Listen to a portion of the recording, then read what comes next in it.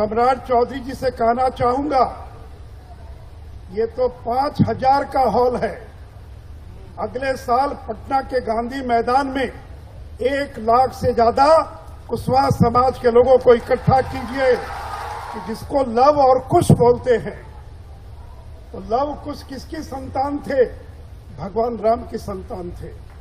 और भगवान राम, आज अगर भगवान राम किनके साथ हैं? मौर्य जी जहां से आते हैं वहां भगवान राम का मंदिर बन रहा है। बिहार के पूर्व डिप्टी सीएम और राज्यसभा सांसद सुशील कुमार मोदी के भाषण के चंद लाइन हमने आपको सुनाया। ये वो लाइन है जो कहा जा रहा है कि भविष्य में मुख्यमंत्री नीतीश कुमार के लवकुश समीकरण का हवा निकाल देगा। बात अगर की जाए तो 2020 के बिहार विधानसभा चुनाव में जनता दल यूनाइटेड जब तीसरे नंबर की पार्टी बनी तो नीतीश कुमार ने आत्ममंथन का सिलसिला शुरू किया। नीतीश कुमार ने चुनाव में जनता दल यूनाइटेड के 43 सीटों पर सिमट जाने की समीक्षा की तो उनकी समझ में ये बात आई कि लवकुश जैसा पुराना समीकरण उनका साथ छोड़ चुका है। लिहाजा नीतीश ने सबसे पहले अपना तीर उपेंद्र कुशवाहा पर चलाया। उपेंद्र कुशवाहा भले ही विधानसभा चुनाव में एक सीट भी नहीं जीत सके, लेकिन जेडीयू की हार की वजह कई सीटों पर उपेंद्र कुशवाहा बने। आखिरकार नीतीश की सियासी सोच कामयाब हुई और कुशवाहा अपनी पार्टी के साथ जेडीयू में चले गए। नीतीश ने विधान परिषद भेजा और उन्हें पार्टी का संसदीय बोर्ड अध्यक्ष भी बना दिया। नीतीश कुमार पुराने लवकुश समीकरण के बूते ही बिहार की राजनीति में एक बार फिर अपनी पार्टी की पकड़ मजबूत करना चाहते हैं। पार्टी के प्रदेश अध्यक्ष उमेश सिंह कुशवाहा को कमान देने के पीछे भी यही वजह रही कि अब नीतीश के इस समीकरण को उनके ही सहयोगी बीजेपी ने साधने की तैयारी शुरू कर दी है। दरअसल भारतीय जनता पार्टी के दिग्गज नेताओं ने आज सम्राट अशोक जयंती के मौके पर जो बातें कही वो बताता है कि नीतीश के लवकुश समीकरण की हवा बीजेपी भविष्य में कैसे निकालने वाली है। सम्राट अशोक को राजनीतिक दल कुशवाहा समाज से जोड़कर देखा जाता है। यही वजह है कि बीजेपी की तरफ से उसके मंत्री सम्राट चौधरी लगातार सम्राट अशोक जयंती का आयोजन करते आ रहे हैं। पटना के बापू सभागार में भी आज इसका आयोजन हुआ तो बिहार बीजेपी प्रभारी भूपेंद्र यादव और उत्तर प्रदेश के डिप्टी सीएम केशव प्रसाद मौर्य से लेकर प्रदेश स्तर तक के तमाम बड़े नेता इसमें शामिल हुए। लगभग 5000 बीजेपी कार्यकर्ताओं और कुशवाहा समाज से ताल्लुक़ रखने वाले नेताओं की मौजूदगी में ऐलान हो गया कि अगले साल पटना के गांधी मैदान में सम्राट अशोक जयंती का आयोजन किया जाएगा। दरअसल नीतीश के पुराने सहयोगी और बीजेपी सांसद सुशील कुमार मोदी ने कहा कि कुशवाहा समाज बीजेपी के साथ जुड़ रहा है।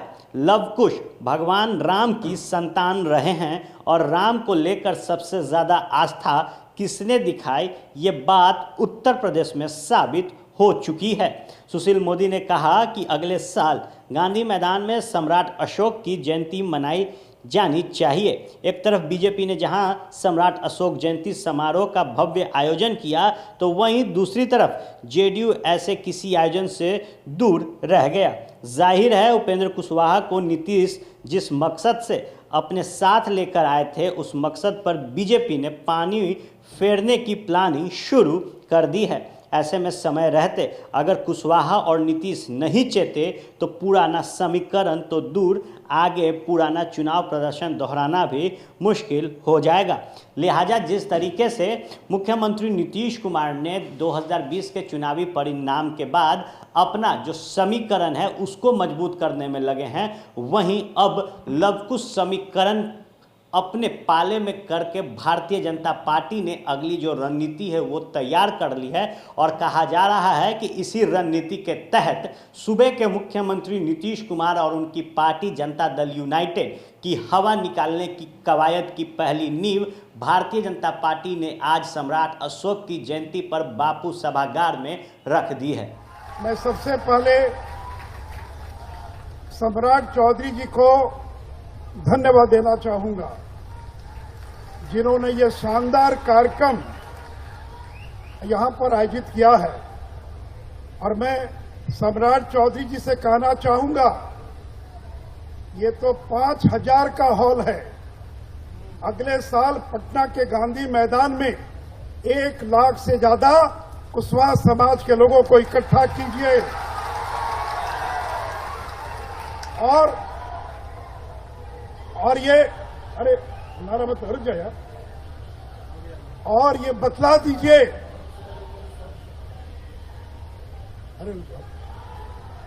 और ये बतला दीजिए कि जिसको लव और कुश बोलते हैं, तो लव कुश किसकी संतान थे? भगवान राम की संतान थे। और भगवान राम, आज अगर भगवान राम किनके साथ हैं? मौर्य जी जहां से आते हैं वहां भगवान राम का मंदिर बन रहा है। तो जहां राम है वहीं लव और कुश है। लव और कुश कहीं दूसरी जगह नहीं जा सकते। मेरे मित्रों, आज सम्राट अशोक की जयंती के अवसर पर मैं आपको ये भी बताना चाहूंगा, ये नरेंद्र मोदी और भारतीय जनता पार्टी है जिसने कुशवाहा समाज को सम्मान दिया। उत्तर प्रदेश 22 करोड़ की आबादी का यूपी, और उस राज्य का उप मुख्यमंत्री कौन है? केशव प्रसाद मौर्य है। तो इस समाज को अगर सम्मान दिया, और मित्रों आज के इस दिन मैं याद करना चाहूंगा सूरज नंदन कुशवाहा जी को। ये सूरज नंदन कुशवाहा थे जिन्होंने सम्राट अशोक की जयंती को मनाना प्रारंभ किया। बिहार में उनके पहले कोई मनाता नहीं था, उन्होंने इसकी शुरुआत की। और जब सूरज जी ने राष्ट्रवादी कुशवाहा परिषद बनाकर इसकी शुरुआत की तो पार्टियों में होड़ मच गई। हर पार्टी सम्राट अशोक को याद करने लगा। और इतना ही नहीं, मैं सूरज जी को धन्यवाद दूंगा कि उन्होंने रविशंकर प्रसाद जी से बातचीत कर इस देश में पहली बार अगर डाक टिकट जारी हुआ तो नरेंद्र मोदी की सरकार में और रविशंकर प्रसाद जी ने जारी करने का काम किया। और मित्रों, ऐसी होड़ मची कि बिहार सरकार को भी छुट्टी देनी पड़ी। और केशव प्रसाद मौर्य जी मौजूद है, मैं आपको बताना चाहूंगा, पूरे हिंदुस्तान में बिहार अकेला राज्य है जहां चैत्र शुक्ल अष्टमी को सरकार ने सार्वजनिक अवकाश देने का ऐलान किया है। सार्वजनिक अवकाश देने का ऐलान किया। और यह भी क्योंकि बीजेपी ने मनाना शुरू कर दिया, सूरजनंदन कुशवाहा ने मनाना शुरू कर दिया, और इसलिए बिहार सरकार को भी बाध्य होकर सार्वजनिक अवकाश देने का ऐलान करना पड़ा है। मेरे मित्रों, बार बार अखंड भारत की बात आ रही है। मित्रों, एक बात याद रखिए कि अब पाकिस्तान बांग्लादेश को मिलाकर अखंड भारत नहीं बन सकता है। हम चाहते भी नहीं हैं कि किसी दूसरे देश पर कब्जा करके हम अखंड भारत का निर्माण करें। ये हमारी परंपरा नहीं रही है। लोग यहाँ दिल्ली बंबई में घर पर घर खरीदते जा रहे हैं, और एक ये साहब है कि अपना घर बेच दिए। वाह! रिटायरमेंट का पूरा पैसा लगा दिए थे दिल्ली में घर लेने के लिए। अरे बाबूजी, तो अपना एक नया घर खरीद भी तो रहे हैं ना। नया घर खरीद रहे हैं? कहाँ? पूर्णिया में। पूर्णिया में? हाँ। अरे बाबूजी, दिल्ली बंबई में घर खरीदना अच्छी बात है, लेकिन अपने घर पे घर खरीदना बड़ी बात है। देखिए, पूर्णिया में पनोरमा सिटी और पनोरमा हाइट दोनों जगह का ऑप्शन उपलब्ध है। देखिए और बुक कराइए। मतलब अपने शहर में अपना घर? जी बिल्कुल। अब कीजिए घर वापसी पूर्णिया के पैनोरमा सिटी और पैनोरमा हाइट में। पैनोरमा सिटी और पैनोरमा हाइट, आपके शहर में आपका अपना घर।